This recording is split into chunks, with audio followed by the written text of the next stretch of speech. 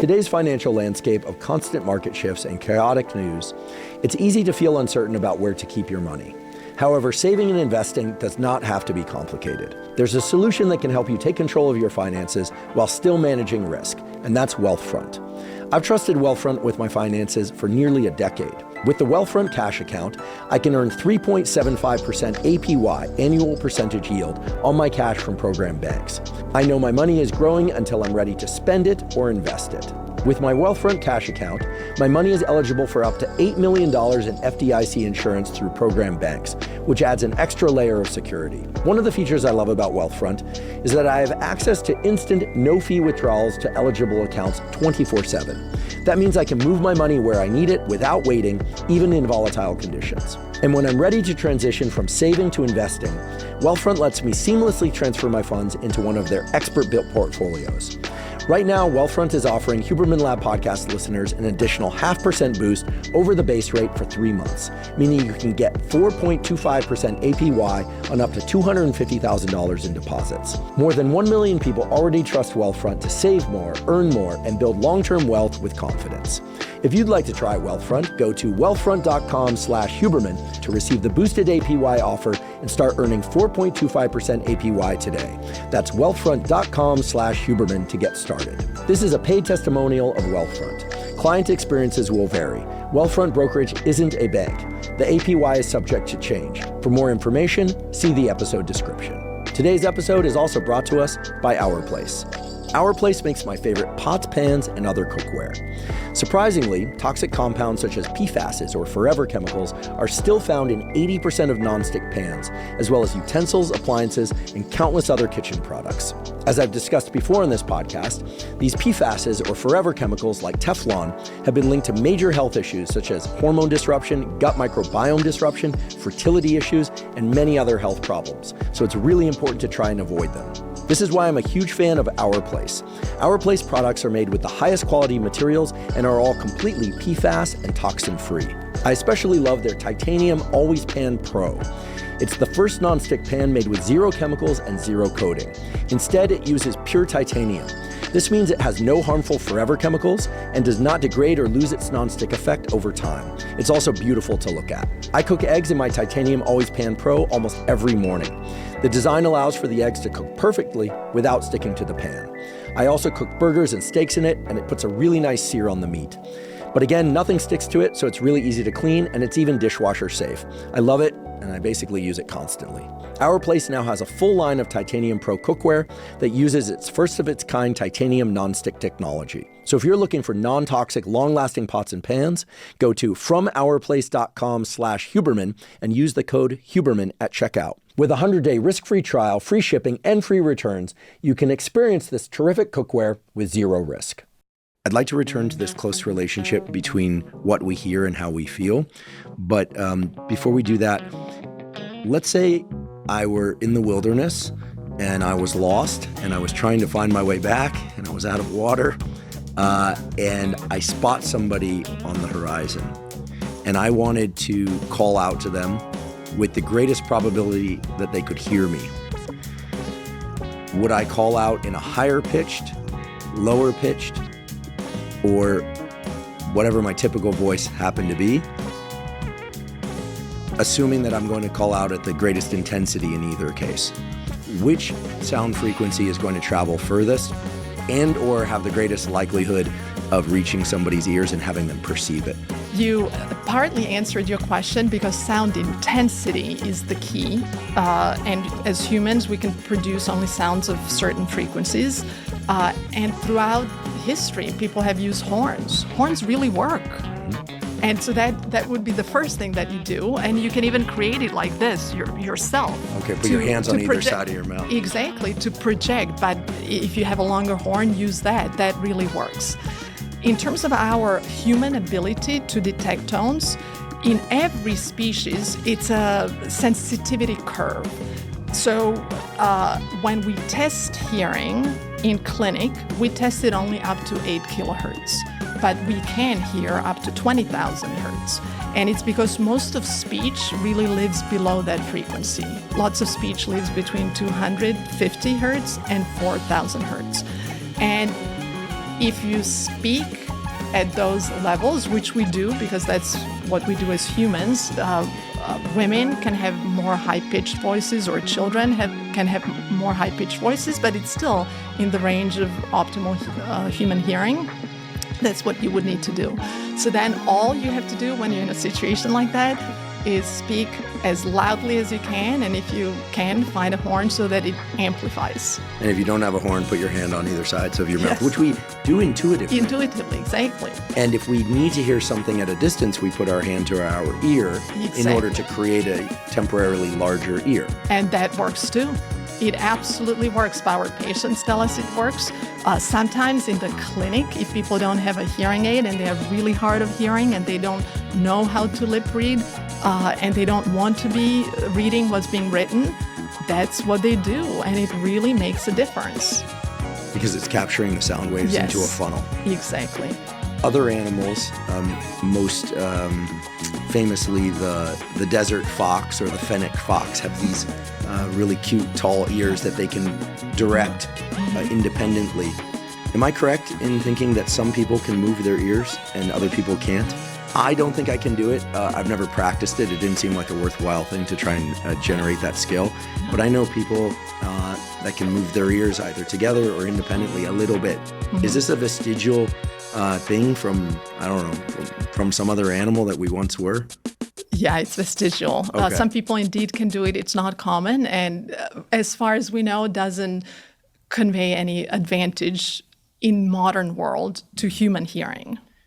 I know this might seem like a silly question, but based on the pure mechanics of everything we're talking about, especially ears, do people with larger ears hear better than people with smaller ears? I don't think that's been studied. Okay. I certainly haven't come across data to support that. In human body, things tend to be very proportional, and they grow with time. Children tend to reach their adult ear size around age 10.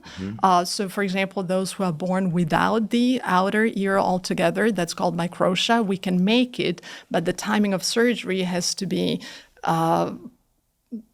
conducted appropriately so that you don't give them too small of an ear if you operate too early. These days, there's a lot of content online about how different sounds can impact the emotionality of kids, independent of learning, sort of innate sound emotion relationships. I actually don't know whether or not these posts are ethical or not. It's hard for me to know because what they show is babies. It's typically a series of clips with babies where they'll say something. I forget what it is, and it's probably best that I forget so that people don't do this and try it because I don't know the ethics around it. But they'll say something to their kid, and it's not a word. It's a sound, and the kid will suddenly either be terrified or will suddenly be really happy.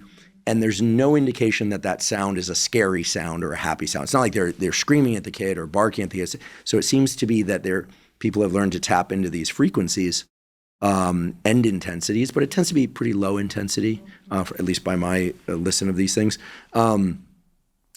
But very strong coupling of sound and emotion, independent of learning. And I say independent of learning because, of course, I hear certain pieces of music and they really move me emotionally, but I have a relationship to that music that I formed over time, or it's similar to a different piece I heard over time.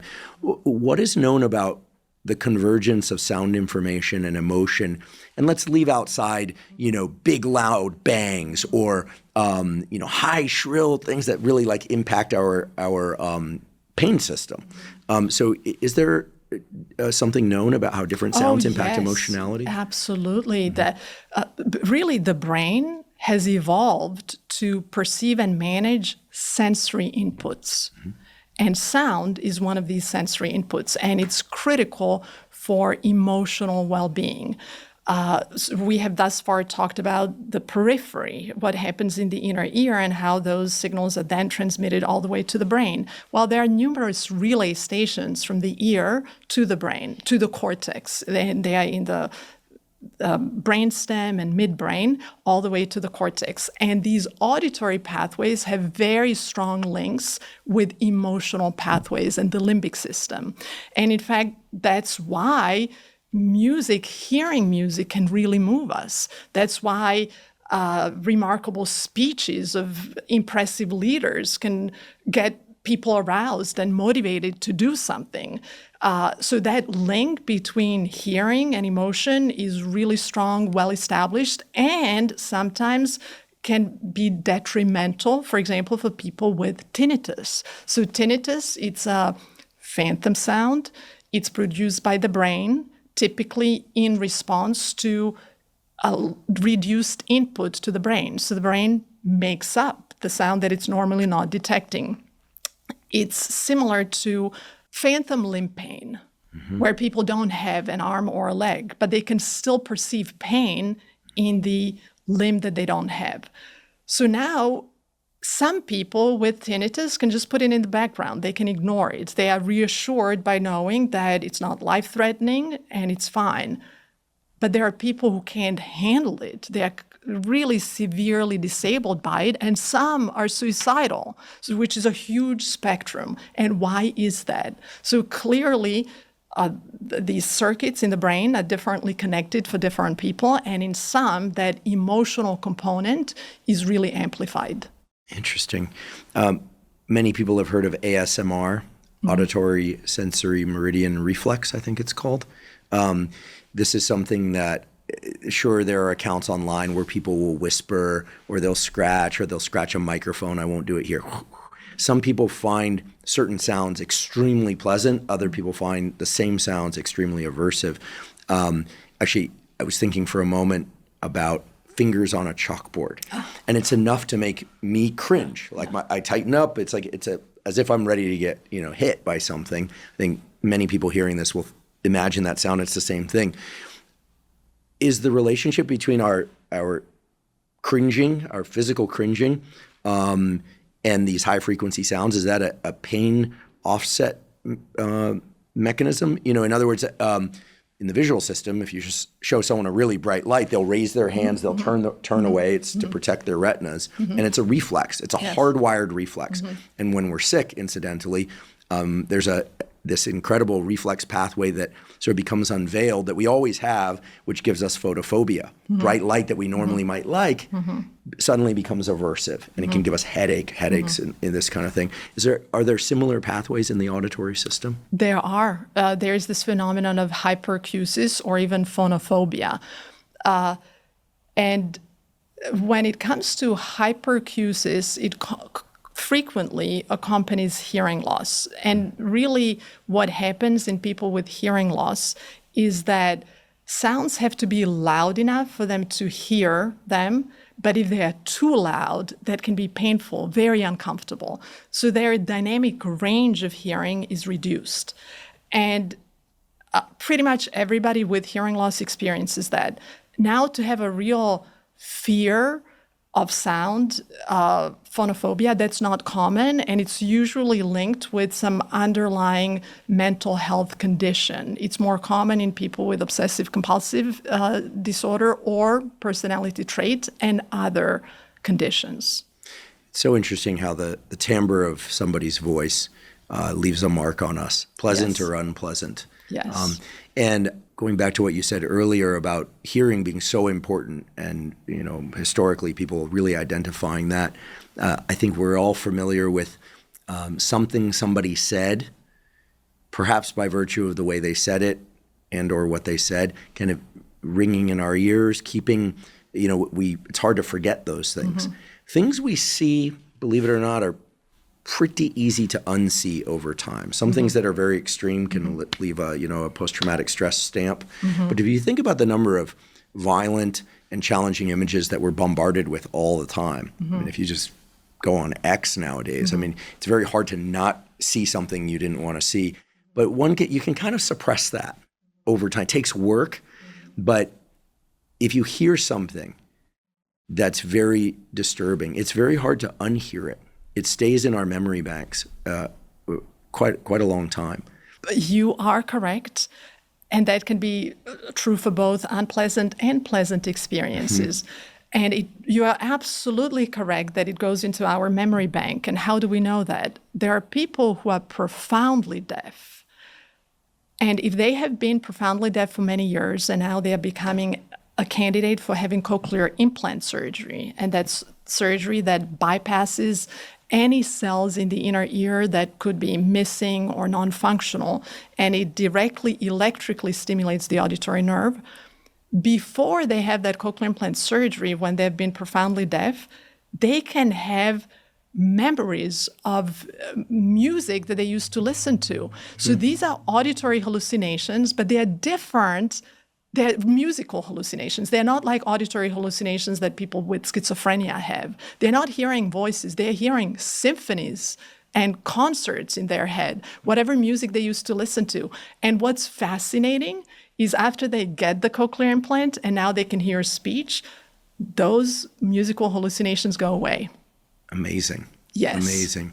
We'll get back to cochlear implants because I have a couple of friends in the deaf community, and my understanding is there's very divergent stance on the cochlear implant within the deaf community, Yes. In part because the deaf community forms a lot of within community and outside of community bonds through lip reading and through sign language. And the cochlear implant really transforms the way they interact with the world. So we'll get back to that a little bit later. It's an interesting and I must say, I was about to say controversial topic, but I've been really positively surprised actually how people in the deaf community are very open about talking about deafness and repair of deafness and whether or not they would want it or not want it.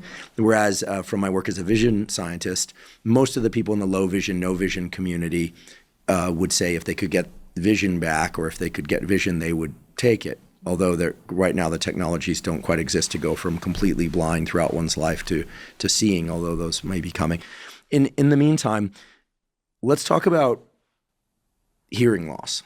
Let's talk about what happens when we go to a loud concert. I fear I've done this. And you get too close to the speakers, or they're just turned up too loud, and the acoustics of the room make it such that you have ringing in your ears the next day.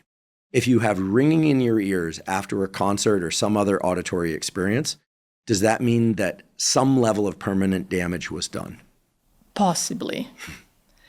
And why I say possibly is that until maybe 10 years ago, we thought that if you go to a concert like that, you have ringing in your ears, you may even feel like your ear is clogged, and then it goes away, that is temporary threshold shift.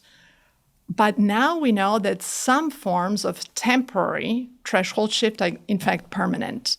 Although your hearing may come back, and in fact we can see it on audiometric testing, we now know that the wheel has been set in motion where synapses that connect these sensory cells to neurons that contact them have been damaged or destroyed by loud sound. It takes them a long time to degenerate. And in fact, it's led to the concept of the so-called hidden hearing loss. So there is obvious hearing loss that you can measure on audiograms, but now we have a new appreciation for the type of hearing loss that you are describing, and it's more common among young people.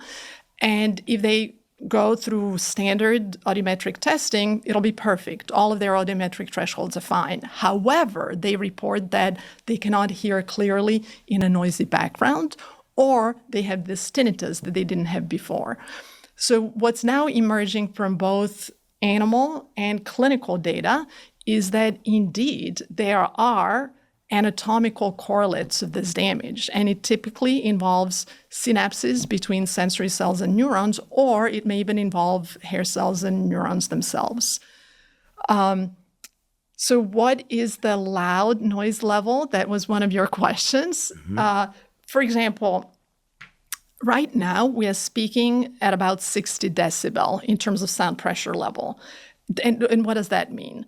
Decibel, it's a logarithmic scale because we had to compress an enormous scale that's really million-fold from the softest sound to the loudest sound that we can hear. We compressed it to a linear scale that looks linear. It's not, but it's a logarithmic scale. So that's what dB is. And we can hear anywhere between 0 to 120 decibel and louder. We can even hear a jet engine, and that's 140 decibel.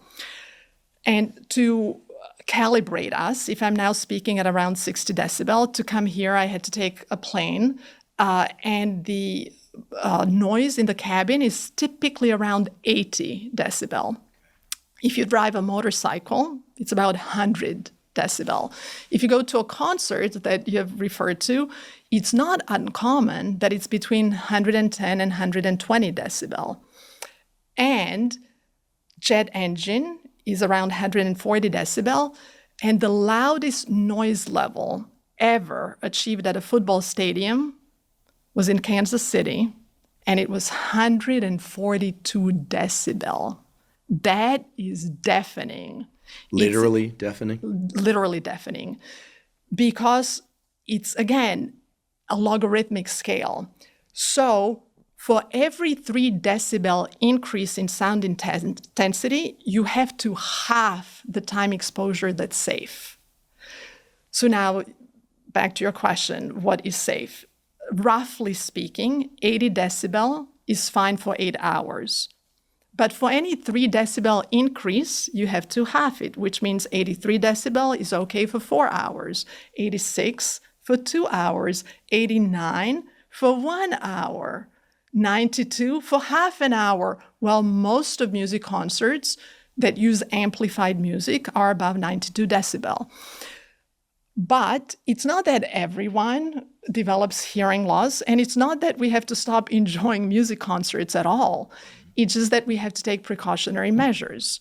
First of all, why does music have to be that loud? It's kind of a peer pressure phenomenon because most people don't even enjoy it when it's that loud, but they feel like they should because somehow it's a kind of being youthful. I have an idea, but it's just a speculation. Part of it, I think, is to drown out other sounds in the crowd in the same way that if you go to a party and they dim the lights on the dance floor, partially because of people's self-consciousness, but your people are more likely to dance when not every movement of the dance is being detected, right? Than bright lights.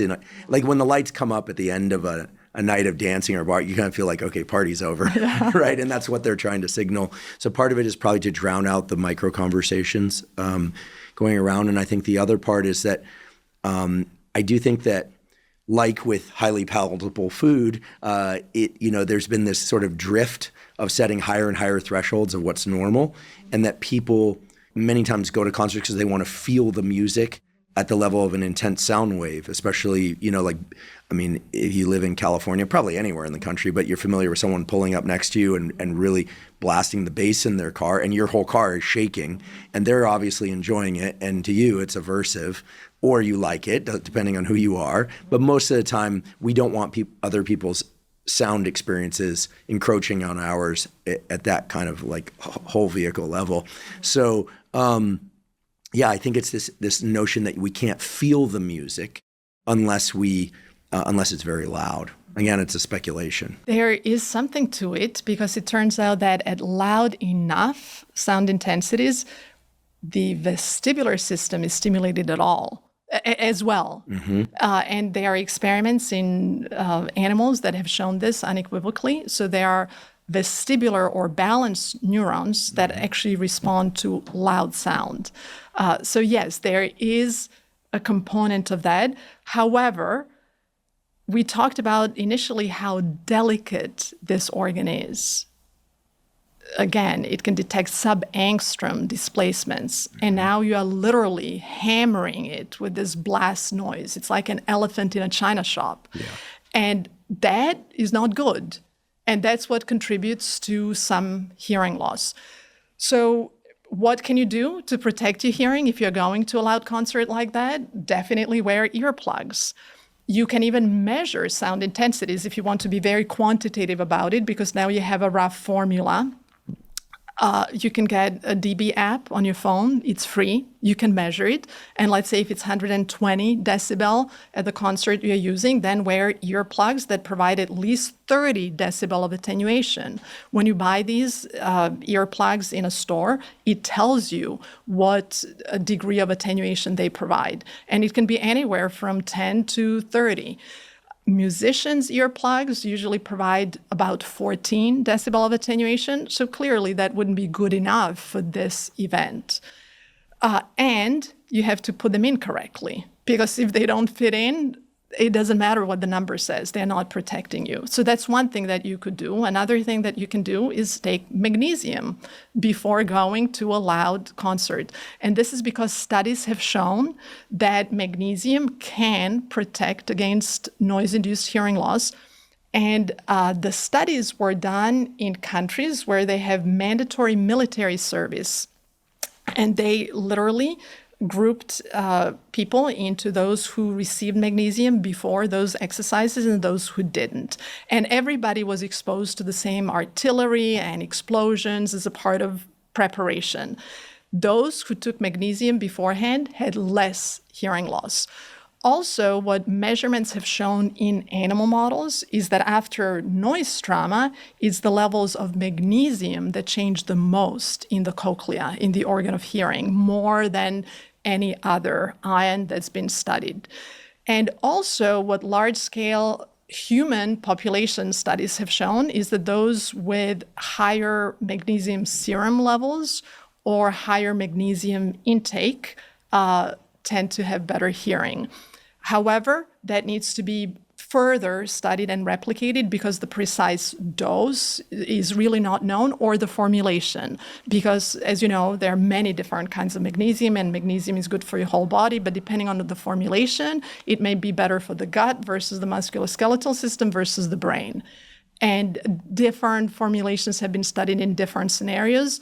What we now think is that magnesium threonate is most efficient in crossing the blood-brain barrier. So we think it's probably the best for hearing protection, but that study is yet to be conducted. Mm-hmm. Incredible. I've been taking magnesium threonate for, well over a decade because I learned that it was the form that most readily crosses the blood-brain barrier. I was interested in the cognitive enhancing effects. I take it about 30 to 60 minutes before sleep, and it does seem to make me a little bit more drowsy, and does seem to improve the architecture of my sleep, slow wave and REM sleep measured, et cetera. I know a lot of people take magnesium bisglycinate as an alternative. As far as I know, those are interchangeable. I think it's wonderful if people are getting enough magnesium from their diet, and if they need to supplement, they think about that. I'm struck by these studies on magnesium because, in the visual system, the field of ophthalmology has been sort of reluctant to embrace supplementation with things, except for a few things. Everyone knows you need enough vitamin A, and carrots are good for your vision and this kind of thing, but it's a fat-soluble vitamin, so you don't want to overdo it. But nowadays, there's a kind of an emerging sense from some of our colleagues in ophthalmology at Stanford that some of the things found in supplement form actually can help protect the retinal cells, which is a sort of correlate of the hair cells in the context of hearing loss. So I'm curious as to why magnesium would do this. Is it something about the lymph? That the sort of the chemical architecture of the cochlear environment? Is it happening at the level of the brain? Maybe we don't know, but it's very interesting. I think it's probably both at both levels. And by the way, going back to supplementation, really the best way is to have a healthy diet. Mm-hmm. And numerous studies have shown is that what we absorb through a healthy diet is better than supplementation. And supplements are not really strictly regulated in the way that other prescription medications are. So what the label says on a box could be all over the map. Yeah, you need to go with a trusted brand. Some companies get third-party testing, but I completely agree that the supplement industry is replete with all sorts of things, especially, for instance, melatonin. Mm-hmm. The great sleep scientist Matt Walker, author of Why We Sleep, et cetera, has cited experiments where they look at bottles of melatonin labeled as 1 milligram, 3 milligrams, 5 milligrams, 10 milligrams. And the actual amount in one pill or capsule can be off by 85% in either direction. Yes. In either direction, either much less than you thought or much more. Actually, that reminds me to ask, is there any evidence that taking magnesium can help slow, reverse, or prevent tinnitus? Because I know many people are really struggling with tinnitus. What is known is that for some people with tinnitus in the setting of migraine, magnesium supplementation really helps. As you know, magnesium can do magic for people with migraines, along with healthy diet and coenzyme Q10 and B complex, or at least B12 vitamins. So that is the standard part of armamentarium to treat migraines. And some people with migraines have tinnitus during their exacerbations, as well as auditory fluctuations, and some people get really dizzy. And this is where thorough evaluation is really key, because someone may assume that the problem is in the inner ear, but the problem is really in the brain. And then going back to foods that are good for you, that are better than a supplement, given this unregulated nature of the supplements. They include seeds and nuts and fish, especially salmon, and then green leafy veggies like spinach. They are all rich in magnesium, but it's all common sense. Basically, what's good for your body is good for your hearing. Yeah, although, having done many episodes on nutrition and talked to experts in nutrition, the number of people that really go out of their way to make sure they get enough green leafy vegetables, fiber, and meet their protein quota per day, which, nowadays there's kind of controversy about how much protein, but, most people just don't do the common sense thing. So I think what I've learned is everyone, including myself, needs to be reminded to get sunlight, set our circadian rhythm, not be on screens too late, get enough magnesium, ideally from food. I completely agree that supplements are useful in the context of when you're already doing things correctly with your nutrition, or sometimes it's the case that when people are traveling or they're overly busy, they're just not paying enough attention to the foods they're eating. But that's not a long-term solution. So I completely agree. Green leafy vegetables, fish, and this information is now easy to find online, right? Yes. Which forms of magnesium. So for people that have tinnitus or that don't want to get tinnitus, do you see any harm in them kind of emphasizing magnesium intake through food and/or supplementation? That really hasn't been studied for any type of tinnitus. It's been studied in the context of migraine, and there it really helps. And tinnitus, it's an umbrella term. Just like sensory neural hearing loss, it's an umbrella term. I see. It encompasses lots of different conditions. When it comes to hearing loss, there are already more than 200 genes identified to cause hearing loss, and that's the genetic component. But then there are environmental components to hearing loss, which includes noise trauma that we talked about, aging, infection. Lots of different infectious diseases can cause hearing loss, not only viruses from the herpes family, like herpes simplex virus, which causes a cold sore, or cytomegalovirus, which is the most common congenital infectious cause of hearing loss.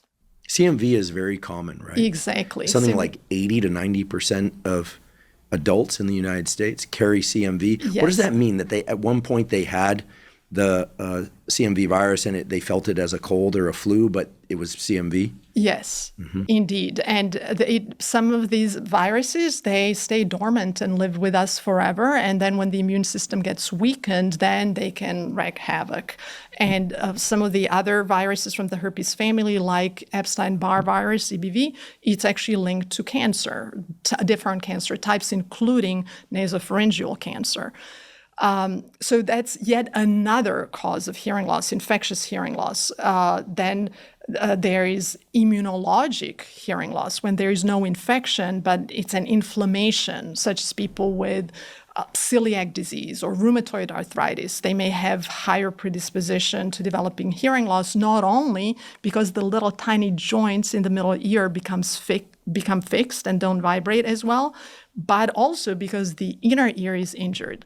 So when we now say sensory neural hearing loss, we actually cannot specifically say exactly what's wrong. It's like a fever. Could come from any number of things. Exactly. Interesting. And the reason for that really goes back to the tiny size of the inner ear, to the point that if you image it using the current state-of-the-art imaging tools that include computed tomography or a CT scan or MRI, which is magnetic resonance imaging, you don't see cells in the living human inner ear. You just see a gray or white blob.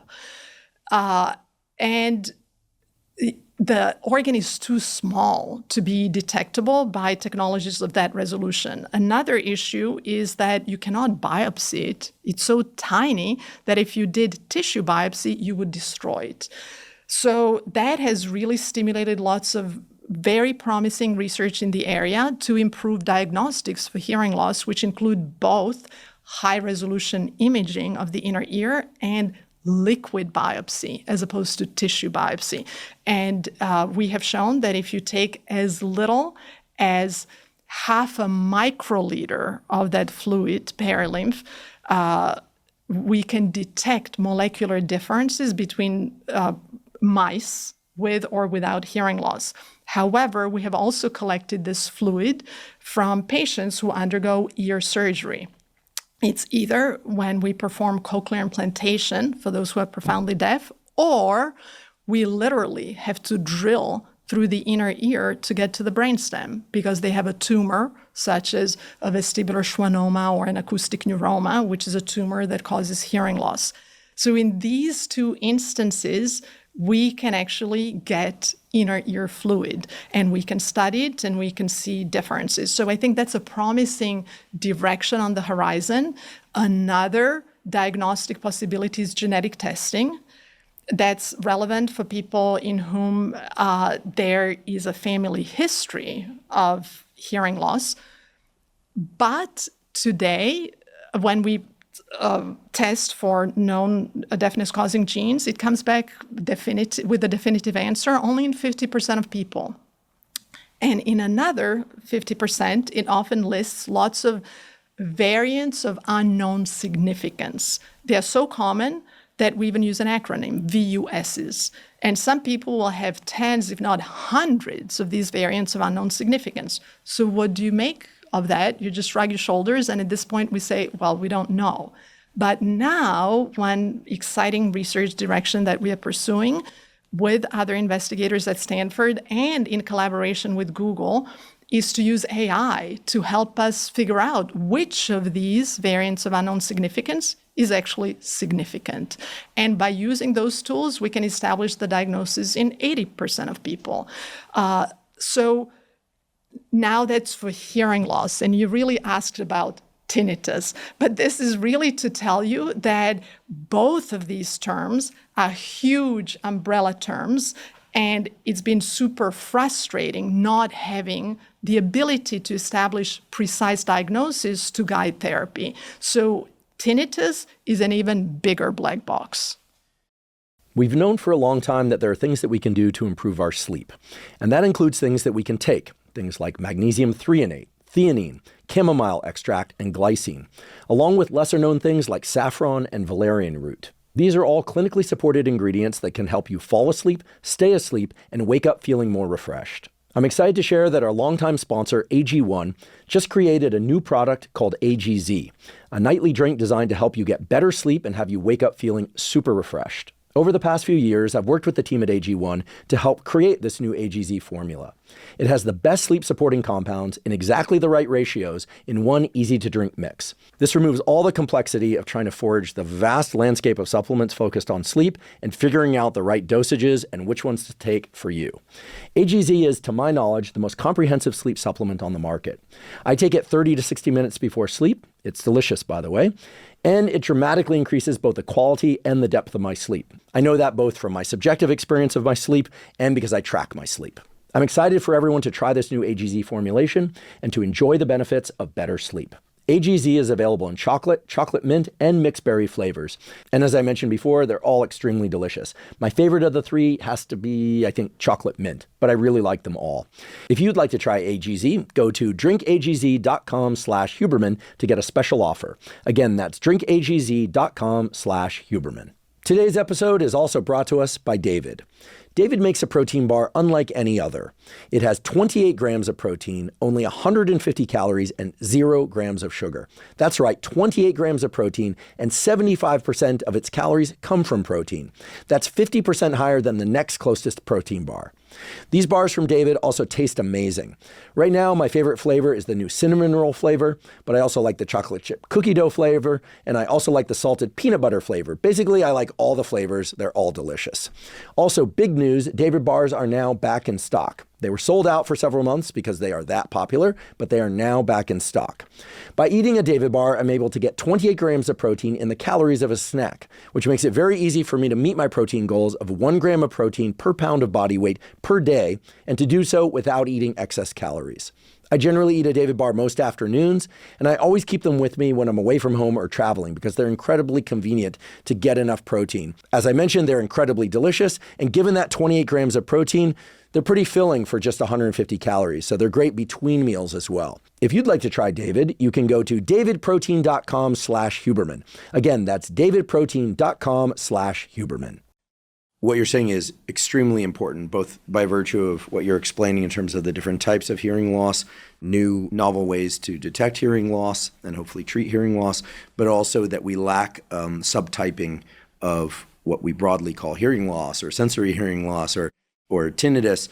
This is a ubiquitous problem in the health space. I had our colleague Mike Snyder from the Department of Genetics on just recently. That episode came out, and he said, we have to stop talking about blood glucose responses. Some people spike to potatoes, other people spike to grapes. We actually have grape spikers versus potato spikers, and they need different things. Same thing, we hear fiber is great for us, and I agree. We need fiber. Some people experience a profound reduction in inflammation when they eat certain types of fiber. Some people experience significant inflammation, whole body inflammation, when they eat other types of fiber. This was actually studied by Justin Sonnenberg and Chris Gardner in their now becoming classic study about the value of low sugar fermented foods, which were great for the microbiome. But the fiber group, actually, the inflammatome in some people showed marked increase. Do we say fiber is bad? No, it depends on the type of fiber. Exactly. And on and on. And we can talk about, it's like when people say color blindness, I always say, well, like which kind? I mean, there's so many types of color blindness. So it's very important that you're highlighting this for vision as well. I definitely want to ask something about tinnitus because I went into the literature this was a while ago, and just was trying to explore for what's being done or what's been tested in the nutrition and supplementation space, just because that happened to be what I was looking at. And it seems that there are a few studies, I don't know how powerful these studies are, but a few studies that suggest that perhaps low-dose melatonin might help. But then I realized it's very difficult to separate those out from improvements in sleep because the people were taking the melatonin before sleep. And then we know that anytime you sleep less, your inflammation goes up, you have a bunch of gut issues and whole body issues. So is there any evidence that there's anything that people could safely experiment with, perhaps magnesium if they choose through diet or supplementation or both, but is there any indication that people can take something, or is it really the case that they need to go see a proper auditory neurophysiologist or clinician like you and get treated for tinnitus? Yeah, it's the latter that they need to really be evaluated. And what studies have shown and systematic reviews and meta-analysis that none of this supplementation makes a difference for tinnitus. It's a real shame. It's a shame. And it's also potentially a methodological issue because, again, everything was lumped under the same umbrella. But it is conceivable that different subtypes may respond to certain interventions. But because we don't know how to identify these subtypes, we are lumping them all together. So when you lump them all together and put all studies together that have ever been done and perform meta-analysis, then it sounds like none of them make a difference. So to the point that the American Academy of Otolaryngology Head and Neck Surgery really endorses two main interventions. One is amplification with a hearing aid for those who need it, and two is cognitive behavioral therapy. Those two interventions have actually shown to make a difference. There are other things that have been tried. Some people take things on their own. There's anecdotal reports of potential benefit, but that hasn't panned out in large-scale epidemiologic studies that have had the appropriate control group. Thank you for that. When Michael Kilgard was a guest on this podcast, he's he's a neuroplasticity guy, but spent most of his time in the auditory system, now vagus nerve system, but he's from Mike Merzenich lineage. He emphasized that people who have tinnitus, the fact that they think about it and pay attention to it tends to exacerbate the circuitry. Yes. And it sounds like a brush off, but he really encouraged people to try and not think about it, try to distract themselves, because that could help prevent some of the ramping up of the what we call, as you and I call, the gain of those circuits, because and people don't like that answer, and I can understand why they don't like it, because you don't want me to think about this loud ringing in my ears. And he's saying, until you get a proper treatment, you need to try and not think about it, because thinking about it makes it worse, which of course for some people makes it worse. Yes. But nonetheless, I think it's a very important message that if you have tinnitus, to do everything you possibly can to try and distract yourself from it and then pursue proper treatment. Exactly. And in fact,